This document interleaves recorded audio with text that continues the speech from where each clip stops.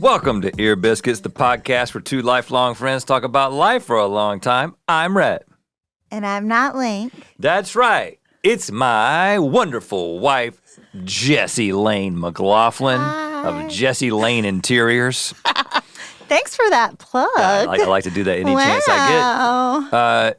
Link is still on spring break. I don't know exactly when we will release this because we don't know if we want to do two Rhett and no Link episodes back to back because people might start thinking something's up. That's right. Nothing is up.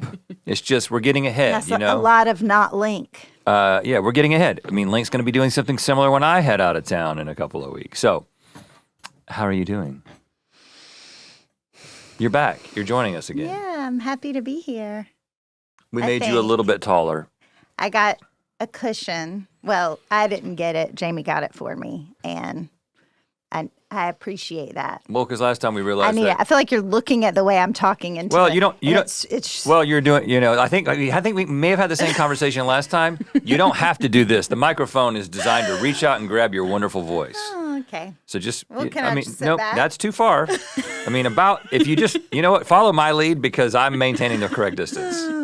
You're good at maintaining the correct thing. Yeah, when it comes to all kinds of things, you will maintain some correctness. And that's one of the reasons I love you. It does get harder to maintain length as you get older, though. Maintain what? That was a sexual joke. Oh. That's your second joke of the day that hasn't landed. Okay, first of all, I believe that we will find out. Okay, let's talk about this. We're going to a little dinner party tonight, and I would say that, let's just be honest, we will be the least sophisticated people at this party, and it's very clear. However, we thought at first we might have been invited by mistake. That's just to give you an idea. But I believe it is legitimate. I was on the thread and you were not. And the person didn't use our names. They just said, hey, you two, which I like. I actually really like, hey, you two. But it doesn't help you identify if you are supposed to be on the thread or not. Right. But we determined that we believe that we were supposed to be invited. I mean, I'm 90% sure at this point. But then there was a little text that went out this morning that was to everyone who's going to be there about parking in directions and stuff. And I was like, well, I'm going to put a little joke in this thread.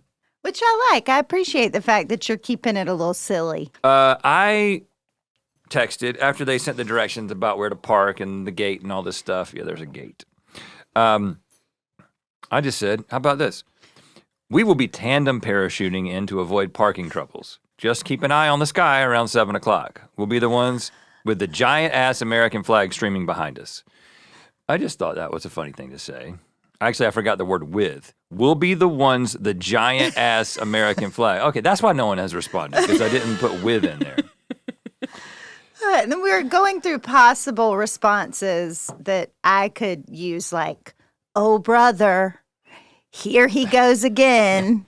That I don't think you should say anything because... But so far I've just left it. I haven't said anything. Because I think that's going to communicate my embarrassment enough to just not say anything.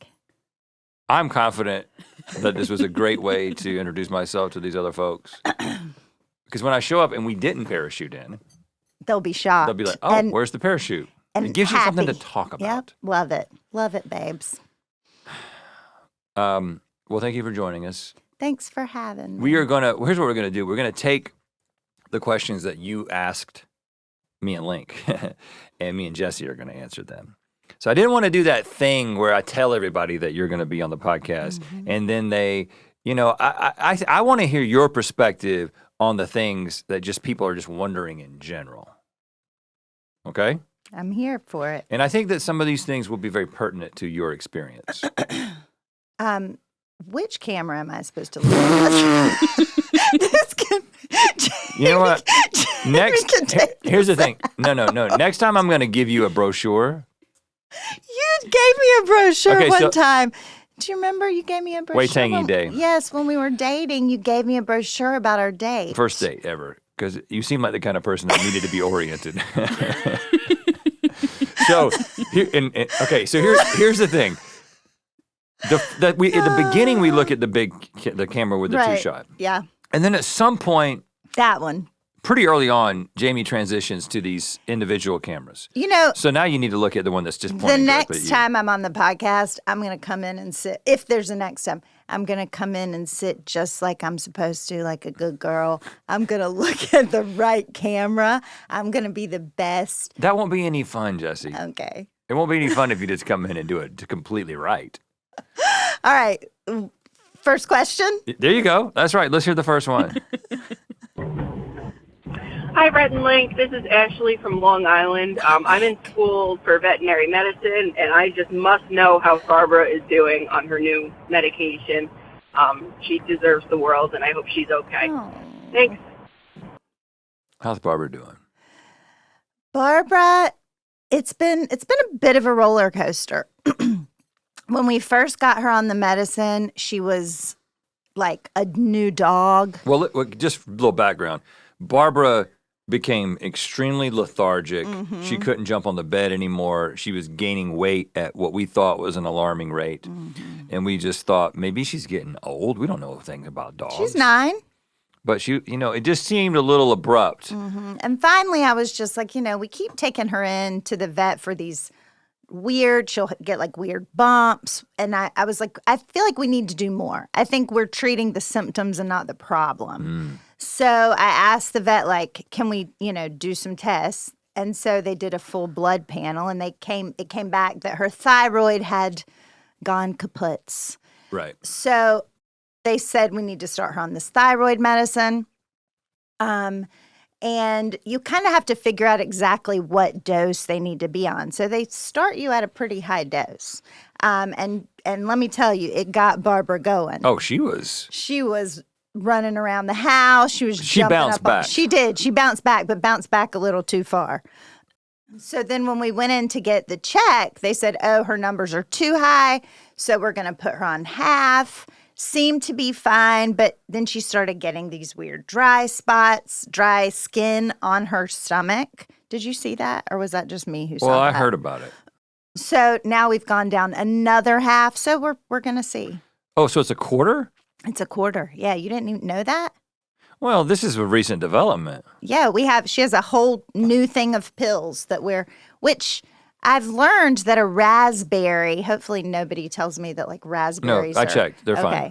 Okay. Raspberries work as the perfect pill pocket. Now, they're a little expensive, but if you can... One raspberry. Well, yeah, but only like 10 raspberries come in a raspberry container. Yeah, our dogs like fruit. I don't know if that's a universal thing, but our dogs will eat anything, and I know there's certain fruits they shouldn't eat, but like a blueberry is fine, a raspberry is fine. In moderation. You don't want to give them I'm talking one a day, like one little blueberry or one. But the pill fits perfectly in a little raspberry. Sometimes I'll squish it into a blueberry. She doesn't mind. And the thing about this is that Sean also he one. gets a piece of fruit too, because he's like, it's fruit time. And he knows that he's supposed to just sit there and wait. He doesn't know what's going on. He's like, I guess we just get fruit now, once a day. And so I just say, sit, and he sits, and he gets his little blueberry, and she gets her little blueberry. They just think they get fruit now. Yeah. It would be so great to be a dog. It would. I mean, Sean, nothing has changed for Sean. Lots of things have changed for Barbara, but Sean is still in the place where he doesn't know what anybody really wants from him, what's going on, what we would require of a dog. He kind of poops and pees when he decides to. We've had him for 3 years now, and we have been so good. Barbara rings the little bell, goes outside, does her business, comes right back in. Sean follows her. It would be nice if Barbara would loan him, 10% of her IQ points. Mm-hmm. There was two things of shit in the living room last night. Yeah, and it's not that we're not letting him out on a regular basis. If he has a shit when you take him out, he'll do it outside. If it happens to occur, if the need to do it happens to occur at that moment. Yeah. So yeah, I don't know. We're coming to terms with accepting Sean for who he is. He's just a cute little dog. A cute little idiot. It's hard not to love him, though. That doesn't. I never get mad at him. You don't. It's kind of. And I think that's part amazing. of the problem. I think it's part of the problem is that when I start talking to him about his dookies, he thinks I'm happy about it. I'm like, oh, look at what you did. You did another little dookie, you crazy guy. And he's like, Daddy likes it. Daddy likes it when I shit. I know it's probably my fault. Yeah. So Barbara's doing great. She has more than fully bounced back. We're still figuring it out. I will say that, but we're still figuring out the dosage. But we're definitely seeing. I've been thinking about taking some of those pills. Based on the way she gets up in the morning, she just barks as soon as she wakes up. She does. She's very excited. But we've also been trying to crate them at night because we're kind of in a new phase where sleep is becoming very important. I guess this is what happens when you're 44 and 47. Suddenly you really start. Sleep hygiene has become a priority. Mm-hmm. So we realize that the dog's moving around in the bed. And maybe there'll be a sponsor, so I'm not going to mention the specific one that we got. We need to look into this, by the way, Jamie. But I was gone. We got a thing that enables you to keep your bed cold or hot on each side because, we're at different life stages. And have different temperature requirements. And I'm anticipating that becoming more of an issue at night. That's a good thing to anticipate. And this also sort of tracks your sleep and your heart rate and how much you snore and gives you you get a little text in the morning about how well you slept. Good morning. It gives you percentages I've got the Oura Ring too, so I've got double data coming at me in the morning. It may be a little bit ridiculous. But I was like, this is a good opportunity to take the dogs out of the bed because if the thing is measuring heart rate, it's going to be like, well, you've got two heart rates on this side of the bed, one that's slow and one that's really, really fast. I think it might be smarter than that, but okay. They slept in the bed last night, and I actually didn't get any weird data, so maybe it's fine. But I just don't think, I think it's time for the dogs to have their own life at night. And we're trying this because we started off with Barbara crating her. I mean, most things, we didn't realize at the time, but most things were easy with Barbara. Things that Barbara just catches on to. Sean does not. Yeah, Sean doesn't catch. Literally, you throw something at his face, it just hits him right between the eyes. Barbara will catch everything. Yeah. So we've started putting them in the crate together. We got a crate that was big enough. And so we'd stick them in there at night. And they've done okay going in. They don't fight us too much. Yeah, they like it at first. But I think they don't realize that we want them to stay in there all night long. And so they've been waking me up progressively earlier and earlier. And they wake me up by banging on the doors of the crate. Well, Sean does his scratchy technique. And Barbara has started making a new noise because she knows we don't want her to bark. She makes basically the dog version of the fire alarm needs a new battery noise. Well, sometimes it sounds like an owl. Sometimes it's like, ooh. Oh, well, sometimes she'll stretch it out. Uh-huh. Yeah, so we're teaching them how to talk in new ways. But it's not been great for our sleep. So last night we were like, let's just let them sleep in the bed. And that was worse. Yeah, we're going to put them in a different room. I hate to say it, but we're going to put them in a different room. And they're going to just have to learn to be on their own. Like our kids. Just put them in a different room. Let them be on their own. Different state. Figuring out dinner every night can be a hassle, but HelloFresh makes it easy. With farm-fresh, pre-portioned ingredients and step-by-step recipes delivered right to your door, there's no need for last-minute grocery runs or meal planning stress. It's home cooking made simple, fun, and affordable. No wonder it's America's #1 meal kit. With 50 wholesome, hassle-free meals to choose from each week, there's always something delicious on the menu. Need dinner fast? 15-minute meals come together in just 3 simple steps. Or skip the prep entirely with ready-made meals straight from the fridge to the fork in just 3 minutes. They sent us over these Greek chicken pita pockets. They were ready super quick and they were delicious. And sometimes you want a lighter meal. They have the calories right on the instruction page so you know exactly how much you're eating. Right now, get up to 10 free meals and a free high-protein item for life at HelloFresh.com/HelloFreshPodcast. That's HelloFresh.com/HelloFreshPodcast. America's #1 meal kit. Let's listen to another question. Hi, Rhett. Hi, Link. I'm a long-time listener, long-time fan. My name's Tessa. I'm from Central Illinois. With spring coming up, I've been finding myself doing a lot of cleaning and purging clothes and items that I don't need and donating them. And I was just wondering what you both do in order to prepare your minds, your bodies, your homes, everything for the upcoming spring and summer active seasons. Love you guys. Talk to you soon. Bye. I like this question. Spring cleaning. Is this a thing for us? Well, it's been a thing for me. I've been cleaning out my office because I've been getting too many. I'm at this point, I work from home. I think I'm at the point where I need to move to a dedicated office space because our dining room table is often covered in just samples. Yeah, I think this and might be mood something boards that someone who isn't in a relationship with or lives with an interior designer might not know. I certainly did not know about these books of samples of things, like fabrics, wallpapers. You have we could cover many different things in our home with just the little samples that you have in some these people books. do that. Like a quilt. Yes, exactly. I've been accumulating these, but the longer you're in this industry, the more you have new vendors, you acquire new books, new reps. And Lindsay, who's my studio director, has told me I'm not allowed to take any more books, kind of like we used to do with our kids. You can't take any more books unless you give some away or throw some out. So for me, that's my current problem. So Okay. I've been purging myself of those. And while I do it, I'll see what else I'll pull other things out of our closet, old toys from the kids that I maybe hung on to for a while, but it's like, okay, they're 21 and 16. You can give these to Goodwill.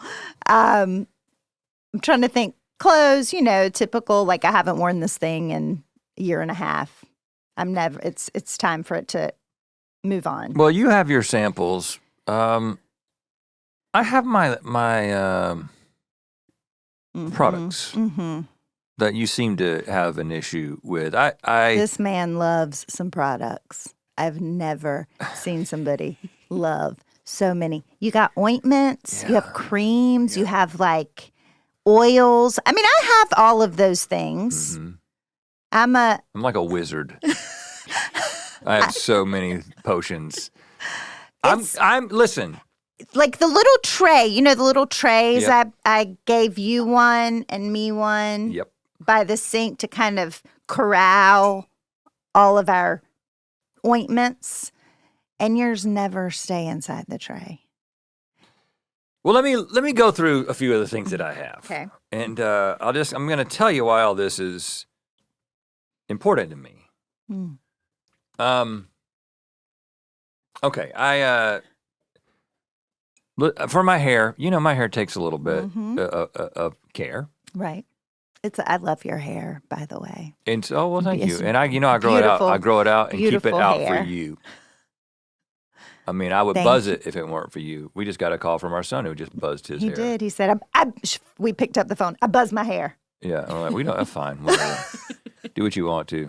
Well, I didn't say that. I said, your hair was so beautiful. In college, they I need to do that wasn't kind the of good, thing. I didn't give it the good supportive mom answer that I should have. I was like, I loved your hair would look so good. Those angelic curls. It'll grow right back.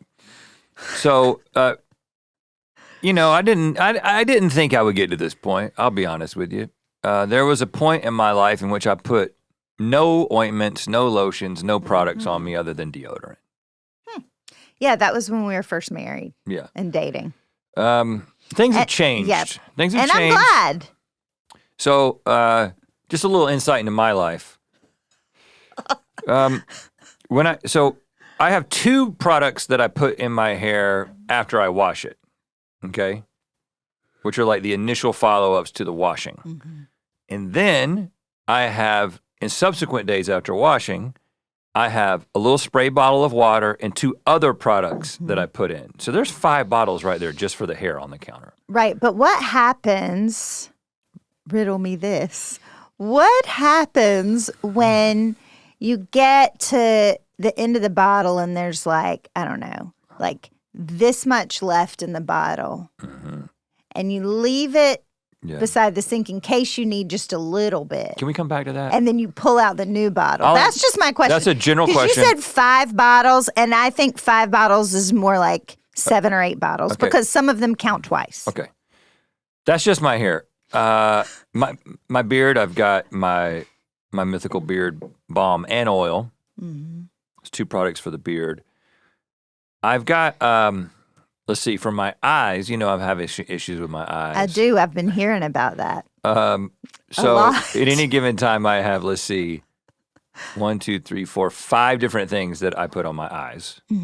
6, actually. 6, because there's one that I keep with me most of the time. Well, and there's also the thing. I'm sorry, I'm interrupting. I'm still less than halfway done. Do you want me to comment on the categories, or do you want me to let you get to the end I of would all like of to them? get through it. Because I don't know if I'm going to be able to remember. I think this is them probably all. already frustrating for the listener, and Okay. so I just want to kind of get through all of it. Okay. Sorry, listener. And then I've got 1, 2, 3, 4, 5 different things that I put on my face at different times, whether it's the morning or the night. Right? I'm an old man.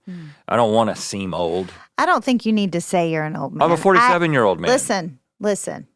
Skincare is important. Thinking about yourself as an old man actually makes you old. I'm not I old. just listened to a whole podcast All right. about this. You're doing it again. No, you cannot think of yourself as an old man. You have to think of yourself as a young person. That's why I put the stuff on my face to think of No, myself but as a when you're young putting man. it on, you don't need to think, I'm an old man putting these things on my face so I don't look old. You need to be like, I am a youthful, energetic human, and I do think that as well. this is going to help me continue to feel that way. I got a couple of fragrances. I got some stuff. I got shaving stuff. You know, I shave up under here and I shave right over in here. You know, I like it when you shave there. I don't like it when those hairs grow out. and then I have on some your general cheeks. like body lotions, maybe 2 of those. Pretty high maintenance at this point.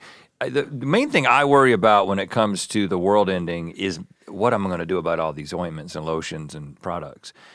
If like when I have to become meat again, which is my alter ego that I will become in the apocalypse, I'm going to have like psoriasis everywhere and dandruff just falling off at the top of my hair. I think it'll be part of my image will just be I'll have rosacea all over my face. Like all of my autoimmune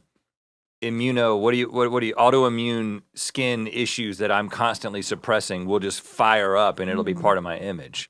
But until then, I got to kind of take care of this stuff. You got to keep that skin buttery soft. I got to do that. And so it is a lot. Maybe the trade needs to be bigger. Now, to answer your question about the ones that are empty.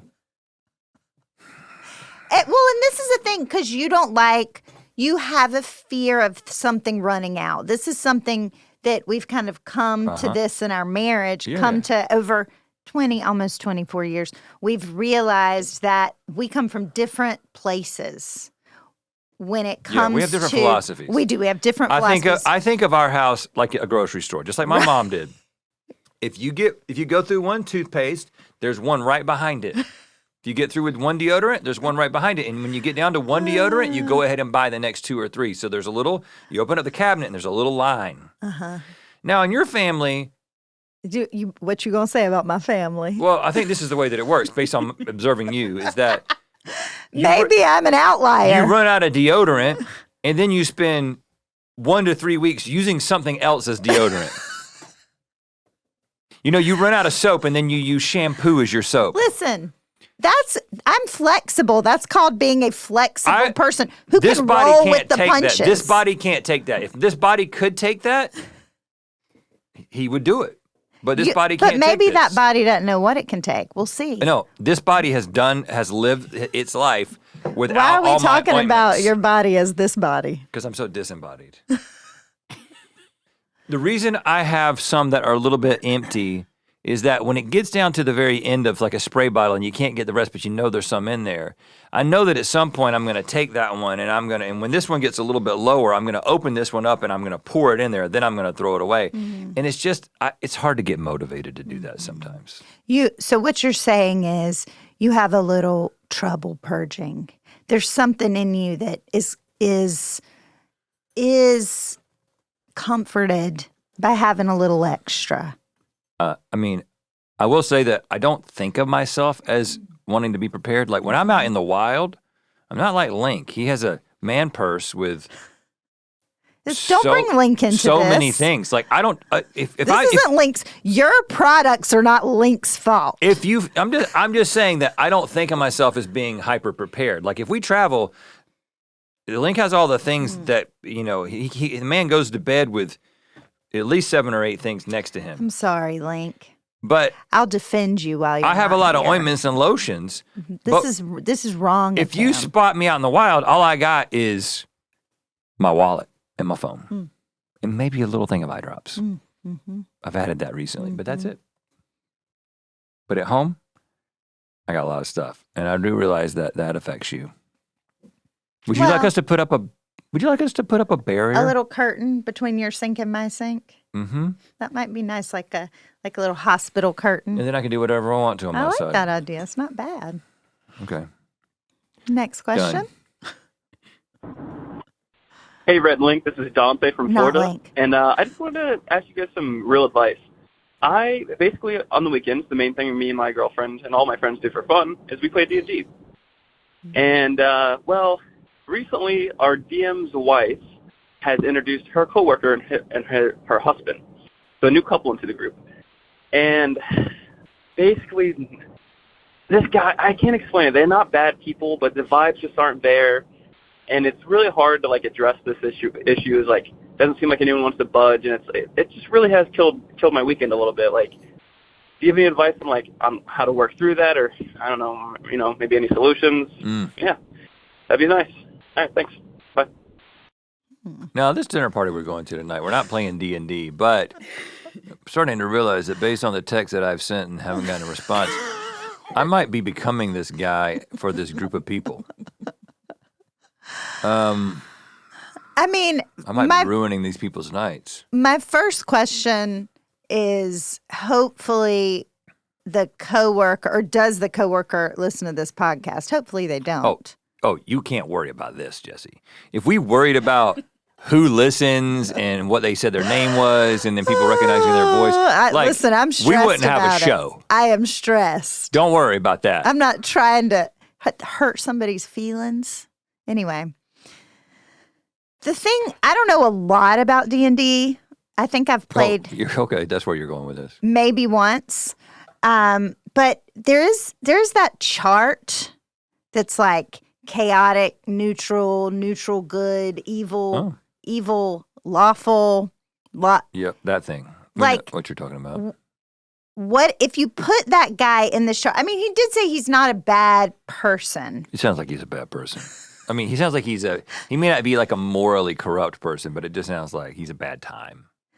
A bad time. But can anybody really, if they're not doing something to harm you, can anybody really make you have a bad time? I think you're the one who can make you have a bad time. Ooh. Can you step outside of yourself and see this person as a person doing the best they can, playing D&D, trying to make it in this world, trying to maybe make some new friends, trying to maybe make some new lifelong friends. And maybe you need to give this guy a break. Oh. Maybe you're actually the bad person. No, I'm just kidding.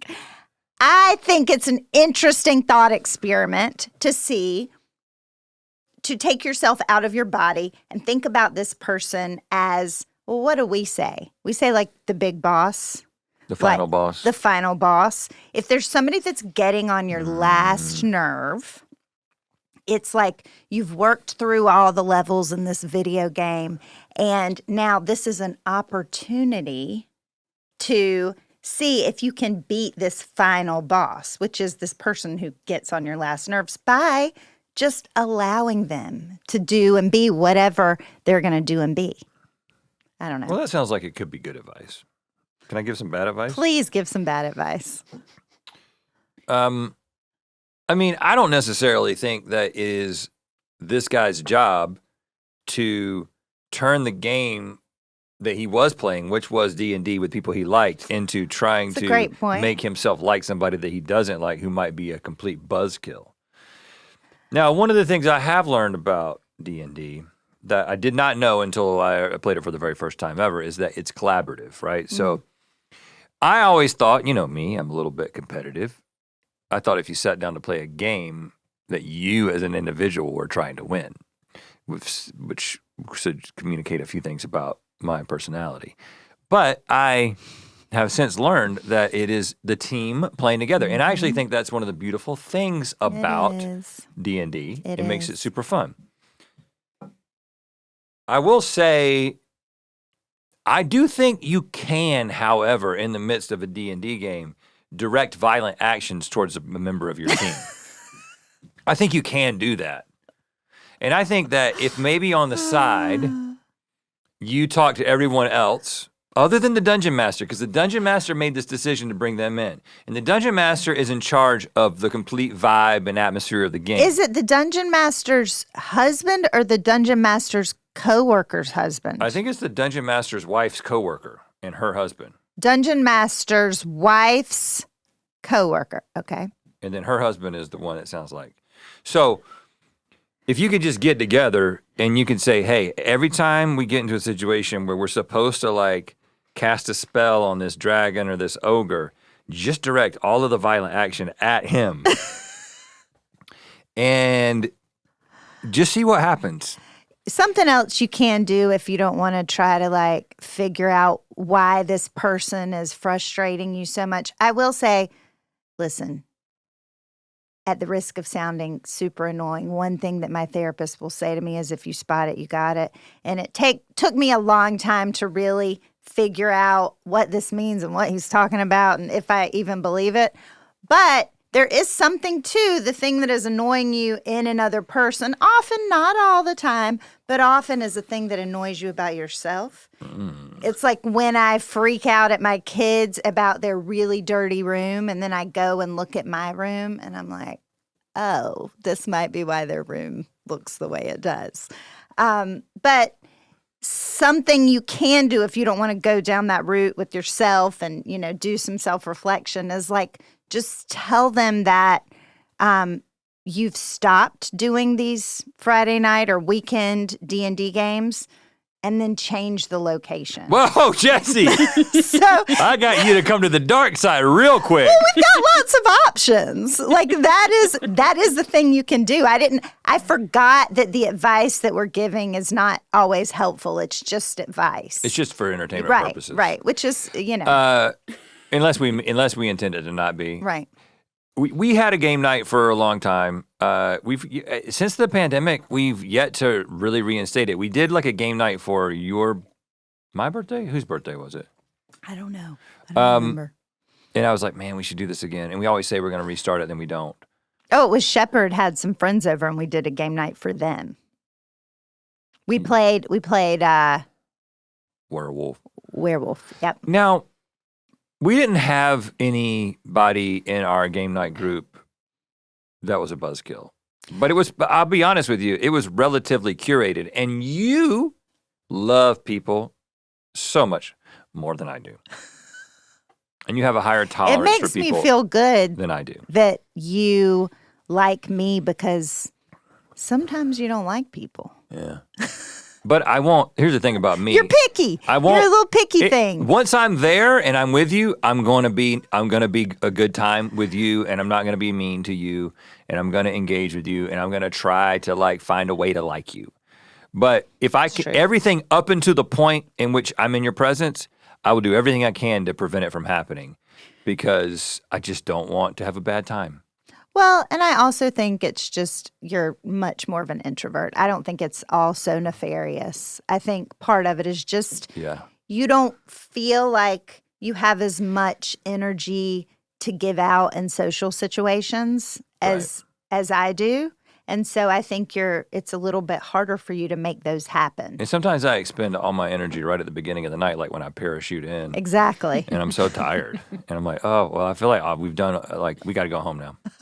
We fold up our American flag and we just kick an Uber back home. Is it going to be okay?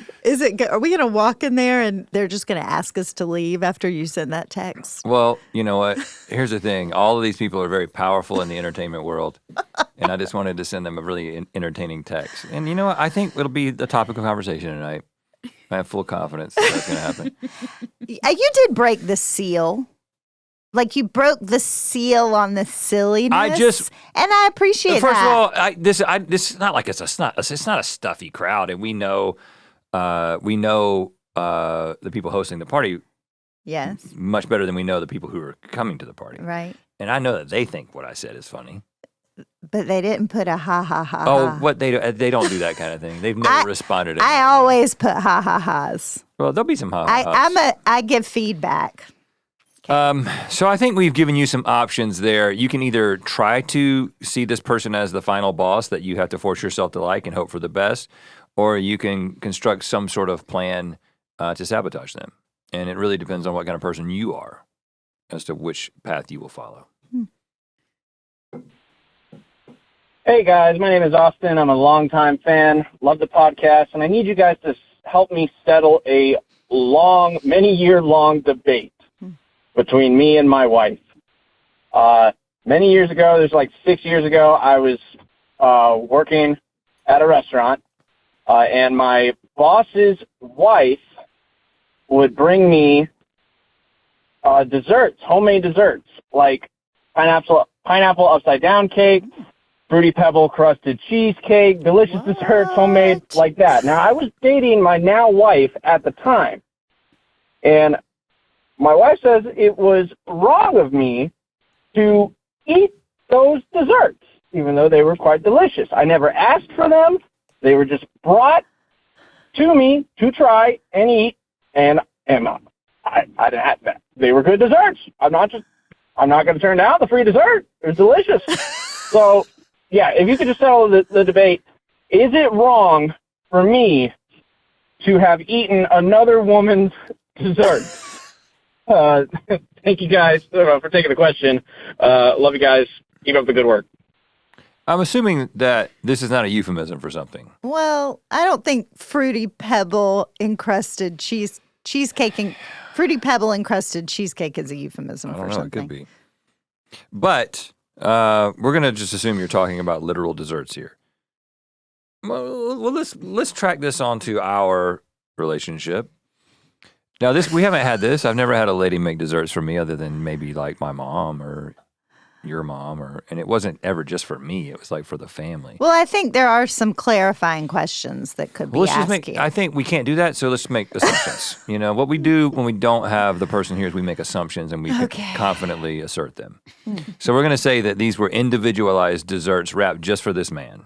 I mean, okay. She made the whole thing. It wasn't like I made this last night for a group and I have a piece left over. Here It certainly sounds like this is like a personalized, like cupcake sized. It has his name on it. Baby, you don't bake a little clearly. Like you can't make one cupcake unless you're doing like clearly. You can make a little cheesecake. Okay, let's just say it's a regular sized cheesecake, but she brings it to him and just gives it to him. The whole cheesecake? The whole cheesecake. Let's start there. Because if it's just, hey, I made a cheesecake, would you like a piece of it? Then I don't think his wife would have an issue with that. If she did, then I think that they've got deeper issues that they need to work out. But let's just say that these were intentional desserts. He was a dessert target. Okay? What if I became the target of a woman's desserts? Well, I think I would want to know who this woman was, how she was connected to you. Does she look like Casey Musgraves? Because I hear that's... Well, you kind of look like Casey Musgraves, so why? I mean, that's a big compliment. Yeah,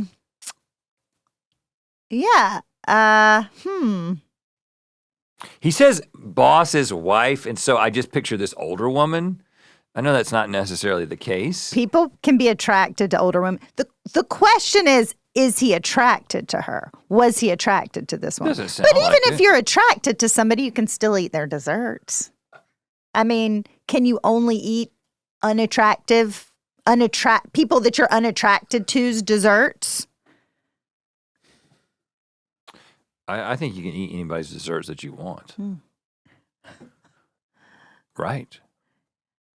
I guess it's what's behind the dessert. Okay, but what if it was personalized? Like if it was like It had his name on it. it was like little chocolates, and it was in a and it was like, the kind of thing that you would give a Valentine. Now that's a little different. Yeah, and I don't think that's what this is. What if it was a Whitman sampler? It clearly wasn't. She was making the desserts at home. I'm trying to prepare Not myself. unless her name is Mrs. Whitman. I'm not. Just be honest with you. I'm not particularly interested in their situation. I'm trying to prepare myself for what might happen with us, and I want to know at what point do I need to tell you? If an old lady gives me a Whitman sampler, do I need to come home I immediately? think as long and tell as you share it with me, it's fine. Okay. I think there had to be something else going on. Is what I like. Not that he was doing something, but there had to be some other inciting incident with this boss's wife that made her think that the desserts were not about just giving him a sweet treat. Well, that's quite an assumption you're making. If it feels like she had more intentions than just the desserts, does that mean you have to reject the desserts in order to reject the larger intentions? Or do you just say, well, there's a dessert there, somebody's got to eat it, and you eat it? I think as long as it never went past the dessert, we're okay. I don't think, I mean, now if he consumed the dessert in a certain way with like in front of her with lots of lipping. Whoa, Jessie. And other what if it was things that could be misconstrued. Chocolate-covered strawberries, because that's about as sexy as a food can get. I don't think chocolate-covered strawberries are actually sexy. I think they're hard to eat. Like the chocolate breaks up, it gets all. I don't know how they got this idea of being a sexy well, what's dessert. What's the sexiest food? What's the sexiest dessert? Mousse. I was gonna say mousse, and I don't even like mousse. But yeah, there's something about mousse. It's easy to eat. It's silky. You can kind of run your mouth over the spoon.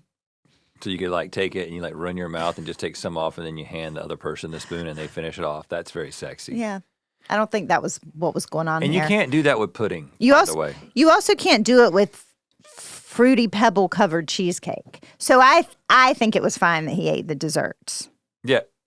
Pineapple upside down cake. That feels like pineapples are for swingers. No, that feels like something a grandma would make is pineapple upside down cake. I think she just thought he had a sweet tooth, and that was it. I think you got to drop this one. Yeah, maybe her husband never complimented her desserts. And she makes desserts all the time, and she just wanted somebody to love her desserts. Now, if a man, let's just reverse this. Okay. If a man started bringing you like meat products, you know what I'm saying? Like if a man started bringing you, that would be weird because I don't love meat products. Well, okay, but I eat meat, but I don't love meat products. It doesn't feel anyway. Continue with your analogy your story. Began bringing you sausages. That would feel particularly sexual. Right. Uh-huh. So would I need to then have a conversation? I'm just trying to figure out if this ever happens. If a man tries to, my grandfather would send us summer sausage, but that was for the whole family. Yeah. But if he was still alive and he started sending the summer sausage just to you, I mean, I feel like I might make a phone call. It might be cause for concern. I think if he gave the boss's wife summer sausage, the wife should be mad. If he ate the boss's wife's fruity pebble covered cheesecake, it's fine. Okay. I think we've established our ground rules. Let's hear another one. Hey y'all, my name is Stephanie. I am from the Deep South. Well, my daddy's from Clinton County, Alabama. But about 30 years ago, he and my mama came back up to Detroit, where my mama was from. And so I was actually raised up here, and I'm pretty comfortable code switching. And I was wondering what y'all thought about code switching, and did you know about what this was, and do you find yourself switching between like your dialect or who you're talking to, where you're at in the country, and like stuff like that? I was just wondering. I think it's really fun. I work in the auto industry now, and I can definitely change how I'm talking, if it's to a supervisor or someone else on the line. Yeah, what are your thoughts? Love you guys. This is a great question. And I want to talk to you, Jessie, about the way people interact with you here based on your accent. Before we do that, there is this phenomenon, and I think that I think we may have talked about this on Ear Biscuits or Good Mythical more. We talk so much on the internet that I can't remember where I've said things. But there is, I think, generally in culture, people think that it is more virtuous to always sound exactly the same in every circumstance that you're in, right? I think it's just given that that's the virtuous thing, is to, never change how you talk depending on the circumstances, always have the same personality. And so I've always kind of thought that was true. But I've actually begun to question that a little bit. Because I think that the chameleon's a bad word because it has a negative connotation, like somebody's like up to no good. But there's a chameleon-like quality where you're like, okay, I'm currently with little kids. And what are you going to do when you're with little kids? You kind of talk to them in a way that you relate to them. Or like people who have dogs but don't do doggy talk to them. Which dogs like, by the way? It's scientifically proven. I have a problem with people who are unwilling to do what old doggy talk to your doggies. Look at you, you big guy. You're my favorite guy in the world. The stinkiest man on the planet. I like saying things like that to my dog because he's a dog. They're dogs. And kids, you talk to a baby in a certain way. And so I'm just, in my mind, if I'm going to go to get my oil changed, I'm going to talk to the guy a little bit different than you do? We had a guy who came to cut down some trees for us in North Carolina. And boy, that dude was from the mountains of North Carolina. And I had not heard anybody talk like that in a while. And I actually, I know that I'm this California guy now, and that's how I'm perceived by a lot of people. And so I was like, well, I'm not going to like put my hair up in a bun for this guy, because I was like, I'm just going to put my hat. I got my trucker hat in here that I wear a lot. I'm going to put it on. Your NC State shirt. And then it's like, I'm not going to change. I wasn't talking to him like this, but you can even hear it, as I do things, depending on what mood I'm in or what mood me and Link are in. Like we'll get more Southern and more country if we're like being really stupid. And then if I'm like trying to make a point about something that I want you to really understand, I'll like clean. And it happens. And I just wonder, is that like a sign of lack of character? Of course not. I think the implication is that you are not authentic, that you're different people you're a different person for different people. But what if your authentic self is being a little bit flexible? Well, I disagree with that idea. Like, I think one thing I tell my kids all the time is know your audience.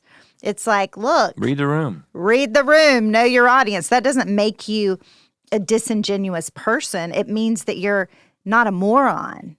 Like, that I'm gonna be a certain way around you that I won't be around anybody else. And that's just because I know my level of safety around you and comfort. And so, we are primates. Primates are, group animals. What's the word? Not group animals. Social animals. Yeah, social animals, but there's another word that I can't think of. But gregarious. No, Gregarious. Anyway, they're social animals, and so we respond to our environment. If you are I have noticed it with you because you don't have your accent as strongly anymore. But when we go back home, it definitely comes out, especially depending on who we're talking to. And I don't think you're trying to do that. I think it's just you also we mimic without even knowing we're doing that. So if we're around more Southern people, that's in us. That's going to come out in a way that it won't when you're around people who are not from the South. Right. Now, do I think it could be taken too far? Of course. But I'm just saying, I just don't think there's a black and white answer to this. However, there's something else that happens. There's two things that I've observed. And you told me stories of this. Sometimes people who have never lived in the South, who've never had a Southern accent, who are talking to you out here in Los Angeles will start having a Southern accent when they're talking to you. They do. People do all kinds of weird things because I have a Southern accent. And I know Christy feels the same way. We've talked about this and we've experienced this together. And I did some acting as a child, and one of the things that they taught you to do was lose your accent. And like I could lose my accent if I had to, but I'm 44 years old now, and so this is my accent, this is how I sound, and I'm fine with that. And it also is part of who I am, part of where I came from. So I'm not ashamed that I have a Southern accent. That is part of what makes me me. But people act really weird about it and say the most bizarre things. Occasionally, somebody will say something sweet and kind that's like, I love your accent. It's beautiful. It's melodious, whatever. Most of the time, people say the rudest things. Give us some examples. You still have that accent. You've been here 14 years and you still sound like that? Yeah. I don't think, first of all, I would be totally fine if you did, but Yesterday. I know that I'm kind of blind to it, but like I don't hear. I think in the same way that your height doesn't, I'm so used to your height that I don't realize how tall you are. I don't think you realize how Southern I sound. I don't, because where I come from in North Carolina, this is like nothing. Everybody back home thinks that you've lost your accent. Right. And they'll be derogatory about that. Well, it could be worse. But yeah, people have said, people will openly mock you. Sometimes you can tell they're doing it on purpose. Sometimes they don't even know they're doing it. So, I think I actually have thought about this because I think like Americans will do this with British people, not knowing. It's like you hear this sound that is different than the sound you normally hear coming out of people's mouths, and you want to try it. You want to see if you can mimic it without even knowing it. And so that happens. But sometimes it's done and you feel like this person is a total asshole. Mm. Like, this is the way I talk. This isn't just like something cute and fun I'm doing for them to laugh at. This is like how I sound.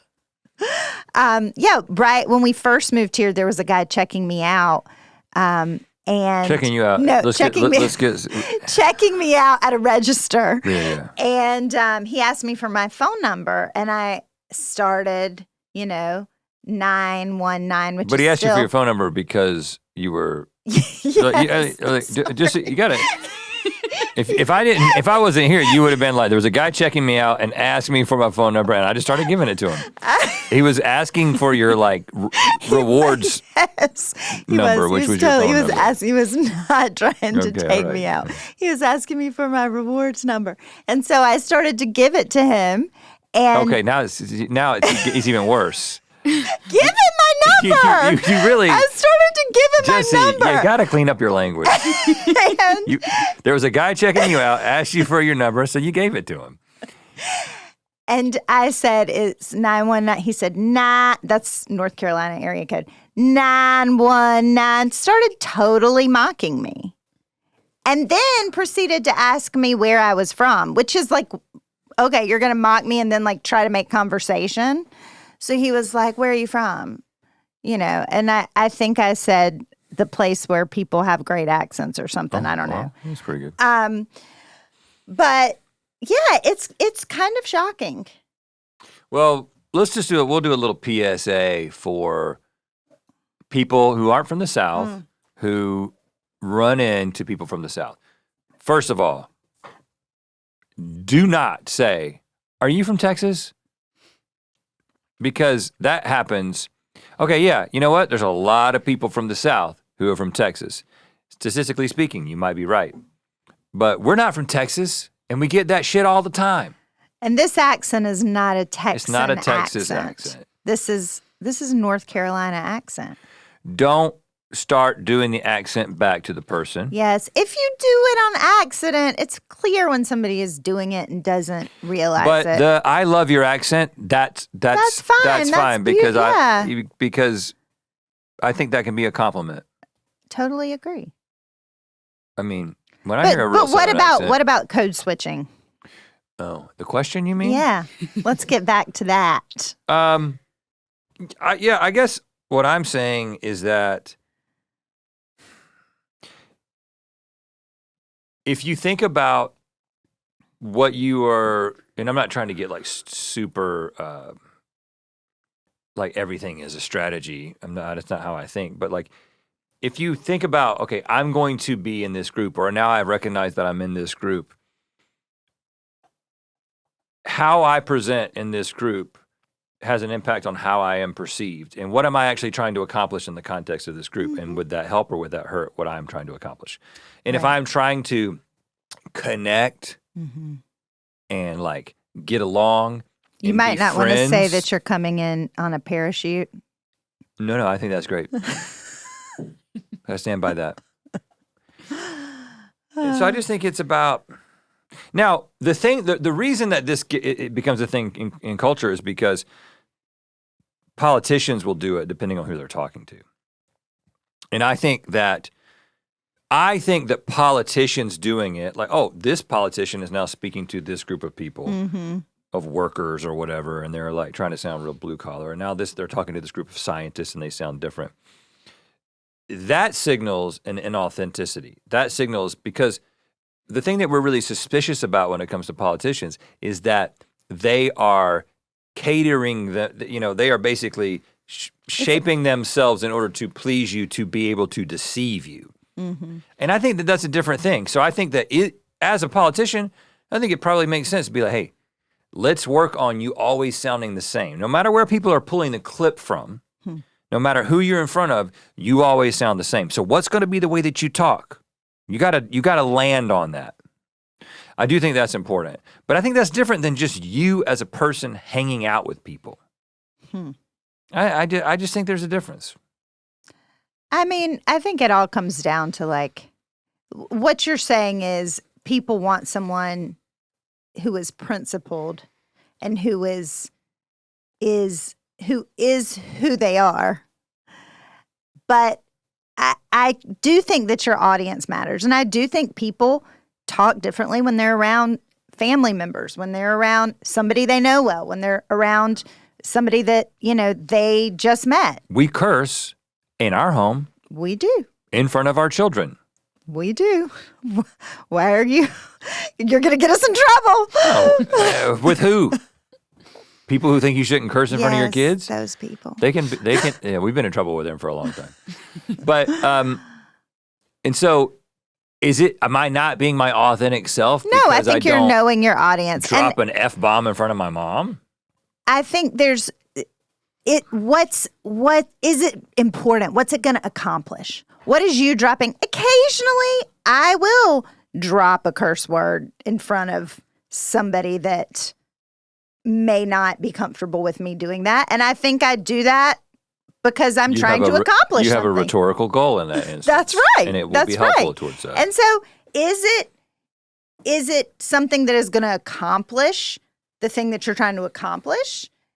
If it's not devious, Or is it you trying to pull one over on people? And I think that we're talking as people who, and maybe this is something some people can't relate to. Like I do think about who am I with right now, and what am I actually trying to do in this group?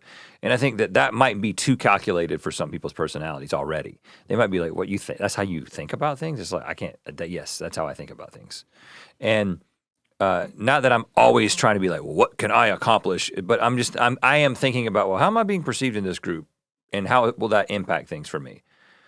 Some people may be like, I'm just always being exactly who I am, and who I'm with has absolutely no impact on that. And I think that's it's a kind of a different personality. And I don't think that there is like this is a worse version of a person and this is a better version of a person. I think it's just like people who are always exactly themselves regardless of the circumstance is a type of person that has advantages in certain ways, but disadvantages in the other. And people who are kind of take their audience into account and read the room before they say the thing that they're going to say. It's a different personality. You probably can't help it if you're that kind of personality. Both of you and I are that way.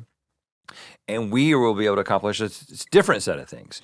And I just think that that's what makes humans wonderful, is that we're different. And I think that understanding, like, at what point would me code switching become me being manipulated by my environment and actually not being able to be my authentic self? Or you being manipulative. Exactly, yeah. Okay. Speaking of accents, last thing, let's, we do this little thing. I don't know if you listen to this podcast. You hear me talk enough. If I were you, I wouldn't listen to it. Just to be honest with you. Like, I just feel like... Sometimes I just need to hear your voice. I need to hear you saying stupid little things when I'm driving down the road. Okay. Wow. Yeah. But we like to listen to people's accents and then try to guess where they're from. And I'll be honest with you, we've never done a good job at this. So maybe you'll be able to do better. Hey, Rhett and Link, it's Anne here. I was just calling to see if you want to guess where my accent is from. And one tip, Rhett, it's not really associated with your kind of heritage. So I'll give you a second to have a wee think, and yeah. Okay, well, that's got to be Scotland then, right?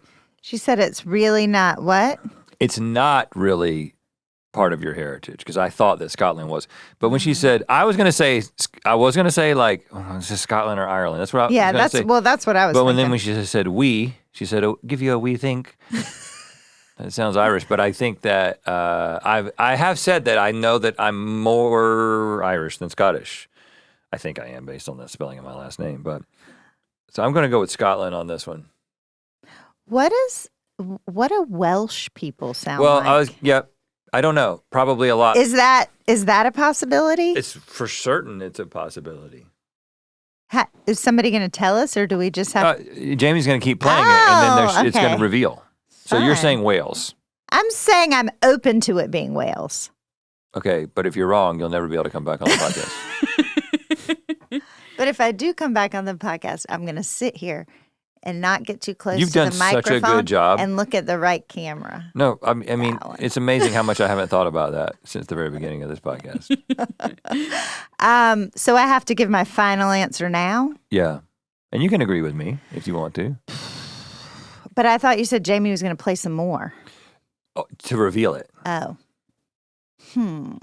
This feels important. I'm still going to let you come back. Well, I want to be different. So let me say Wales. Okay. Yeah. Okay, well, hopefully you guessed it. I'm from Belfast, Northern Ireland. Northern Ireland. She got us. She got us. Crack and really stupid stuff. But yeah, love you guys. Bye. So the we, I was like, when she said, I'll give you a wee think, I was like, okay, Northern Ireland. Now I want to go listen to some Welsh accents because I really don't know what they sound like. It might be crazy. It may be nothing like because I this think at they all. actually have a whole different language. Mm-hmm. They do, yeah. Yeah, Welsh people, I watch a lot of like British Love Island and stuff like that. Okay. So like I've heard Welsh people and It's like a very distinct. It's like I could never replicate it. Okay. But it's very distinct. Okay. And they talk really fast. Oh. Okay, well, we missed that one. We both failed. I guess you don't get to come back on the podcast. I think yours is a better guess because it didn't really sound it didn't really sound like the typical Scottish accent, but I'm like, maybe just people talk different than you think. But okay, she's from Belfast. Well, thank you for joining us. It's over. Yeah, I mean, we got things to do. Okay. You know, we got places to go. I got more work to do. I'm going to drive you around town a little bit. Oh, this will be new. Mm-hmm. Sounds fun. Where can people find you, Jessie? Oh, wow, you really are going hard with this. Well, you know, you are an incredibly gifted designer, and I just want people to know about what you're doing because I think it's very interesting. You've made a big difference in the aesthetics of all the environments that I live and work in. Aww. And I just think that people ought to know about that. That's so sweet. You can find me on Instagram at Jessie Lane Interiors. Mm-hmm. Look at you. All right, we will, and by we, I mean me and the other guy, Link, will speak with you next week.